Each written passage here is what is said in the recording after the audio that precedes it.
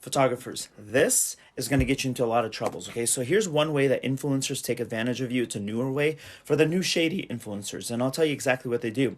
They'll either say, here, use my SD card and just shoot on my card with your camera. Say no. Or they'll say, here's my camera. Say no. Or they'll say, can you just use my iPhone? Say no. The reason why is there is no way to prove that you are the author of those pictures, that you own the copyrights, and you lose all control over them, okay? So you always use your card, your camera, your gear.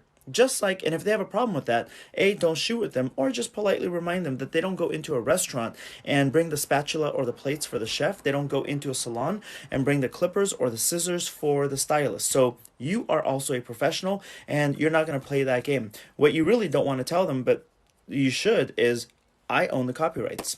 By the way, this is a birthmark, people always ask. So here is my number one tip to growing your photography business during quarantine time, because it's difficult right now. I want you guys to email all your former clients that you're good with and they still want to take your emails and say, hey, so-and-so, I hope you're good. I want to check in with you and your family, and you ran across my mind the other day. Now, here's the thing. It ain't no lie, because if you're sending them an email, they clearly crossed your mind. And then say, I have a favor to ask of you. As you know, pandemic time is difficult. So a review, an honest review, would mean the world to me. In this email are two links, one for my Yelp, one for my Google. Each one takes about 20 seconds.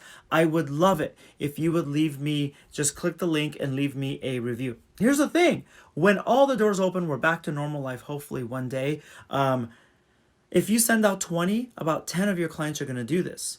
The other photographers are going to have 2 and 3 reviews. Who do you think they're going to call first? Photographers, do you know that if you take a picture, someone can take that picture from you and actually say that they took it? So here's how you avoid that.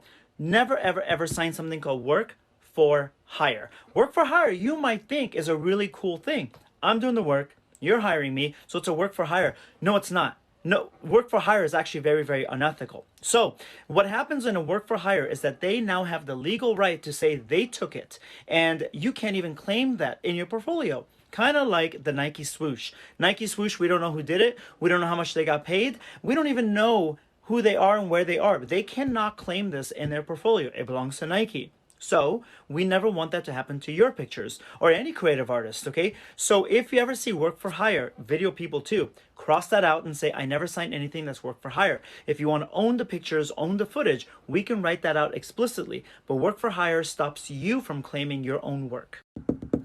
Okay. If a client asks you, what do you charge for a photo shoot? I know there's an elephant on my shirt, ignore it. But if they ask you, what do you charge for a photo shoot? Your response should be, listen, it depends. It depends on the usage, commercial, promo, merch rights, buyouts, number of looks, number of days, number of locations, etc. But why don't you tell me? And so they're going to try to hide the overall budget from you as if you're going to try to steal it from them. So you have to reason with them and say, listen, it has to fit within my spectrum of budgets, first of all.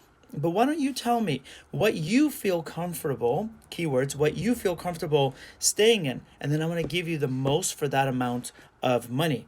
So then that way, you're not planning for a $40,000 shoot if their budget is $8,000. See what I'm saying? So just tell them they're going to get the most of you. Photographers, 2 different ways that you guys can shape light and get some really cool photographs. So number 1 is a little more expensive, a lot more expensive, and a complete waste. Number 2 is smarter. That's the one I'm pushing for, and it saves you money. So first choice is the expensive one.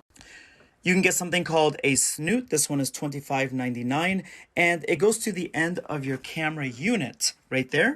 And it gives like a little area. It just gives a tiny spotlight of the flash. It's a cool way to control the light. Now, a smarter, more economical way, it's something called black foil. Black foil, there's a big roll inside, and you can shape the sucker. It's very long lasting, lasts you forever, to be anything. So instead of spending $25.99, I can shape the sucker like a snoot, put it there, tighten it, take my picture, put a little bit of tape right there, get the same results, cheaper. I can readjust it to anything I want.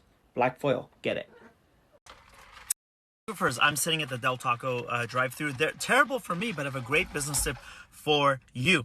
People always say, Walid, how do you serve your galleries to your clients and help them, you know, and so they can do selects? I say, go here. It's free. You should do it. And I give these to my celebrity clients, my magazine, my record label clients, everybody. There's 4 reasons why I love it. Number 1, very mobile friendly, very beautiful. Number 2, you just double tap if you want to select something as a select. Number 3, you as a photographer get to sell prints and gauge how much you get to charge for them, and you never touch the prints. Number 4, you as a photographer get to see bride made this list of favorites, mother bride made this. It's all right there on the back end, so you can kiss up, retouch one picture beautifully that the mother of the bride loves because she's the one writing the check usually, and you get to send it to her as a gift. She'll love you. By the way, follow a YouTube channel.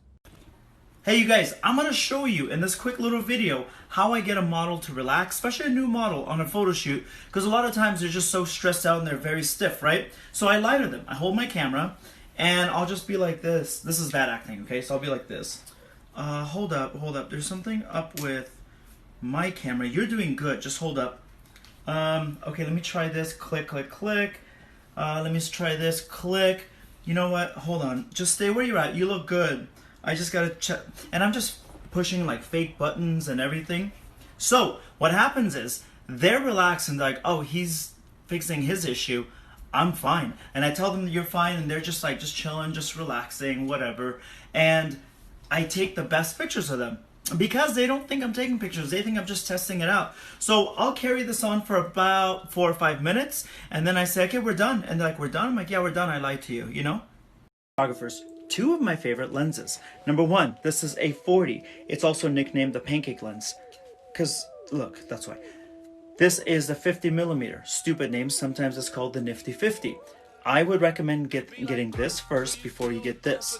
Students in my masterclass do very well, so they can afford a second lens, okay? Now this, what's special about the 50 is that it goes down to a 1.4, which means in low light, candlelight, it's incredible. It also means that it really bokehs the background, that creamy, dreamy look that you see in some portraits. What's cool about that is if the background has a lot of people, a lot of ugliness, this is incredible for that. It's also very good for macros. This is amazing for street fashion photography, for landscapes, even for portraits, and it fits in your back pocket or front pocket without being too much of a hassle, and it's pretty affordable compared to what lenses are. So if you have a choice between which, I go for this first. Photographers that don't think you are good enough to charge yet, watch this video. So number 1, I want you to dig deep and ask yourself why you think you're not worthy of being financially compensated. It's going to be uncomfortable, but dig in. You're going to have to do it sooner or later.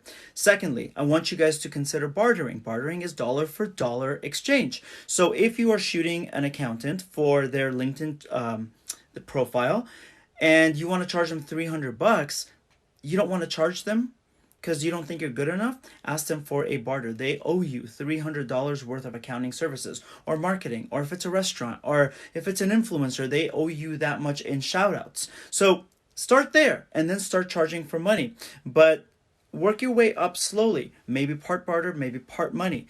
I want you guys to charge. You're absolutely worth it. You are vital for all businesses to have any kind of visibility. They need photographers.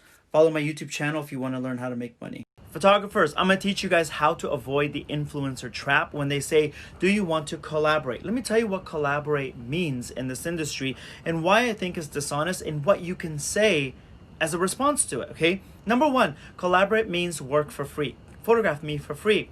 Number 2, I want you guys to say no to that because it's going to benefit them more than it's going to benefit you. So your time, your gear, your years of experience, your beautiful eye to capture something in a way that is so uniquely different than anybody else is something that people should be paying for. Now, what should you say if you want to entertain it or you want to very politely say F off to them? So here's what I would say. Hey, thank you so much for thinking about me. Let me consider this, but in the meantime, would you mind giving me a list of references of all the photographers whose careers you have made because they've collaborated with you on projects? I'd love to see that, and I'd love to continue the conversation.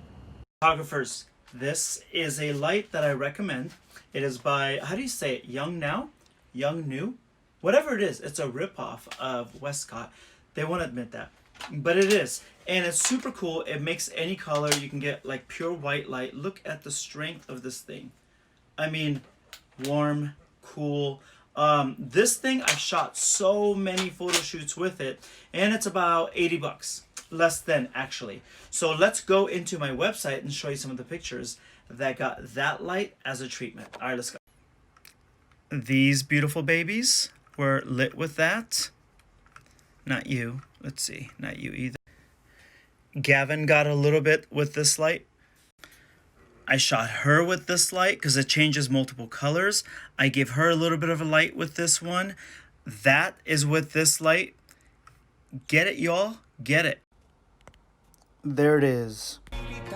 Photographers, this is a muslin drop, okay? It's a backdrop, so we'll use it on the floor, we'll use it as backdrop. It's used often in Vanity Fair magazine and a lot of cool portraits. Annie Leibovitz uses it. I use it a lot, but I bought a flat gray one and I thought it was kind of boring. It looked like bed sheets, but they didn't have the muslin texture that I wanted, so I created my own, and I wanted it to look not so tie-dyed but a little bit more textured. So I went to Home Depot and I bought some color samples. It's like $4. I got a shade or two that's darker than the actual drop cloth. Then I bought sponges from the dollar store, this cheap little thing. And the key is to get these harder lines, you have to squish and then dab with the sponge. And that's how you get these harder lines inside this giant muslin. And we're gonna be using this for Vanity Fair Italia. Photographers that don't think you are good enough to charge yet, watch this video. So number one, I want you to dig deep and ask yourself why you think you're not worthy of being financially compensated. It's going to be uncomfortable, but dig in. You're going to have to do it sooner or later. Secondly, I want you guys to consider bartering. Bartering is dollar for dollar exchange. So if you are shooting an accountant for their LinkedIn the profile and you want to charge them $300, you don't want to charge them because you don't think you're good enough, ask them for a barter. They owe you $300 worth of accounting services or marketing, or if it's a restaurant, or if it's an influencer, they owe you that much in shout outs. So start there and then start charging for money, but work your way up slowly. Maybe part barter, maybe part money. I want you guys to charge. You're absolutely worth it. You are vital for all businesses to have any kind of visibility. They need photographers. Follow my YouTube channel if you want to learn how to make money.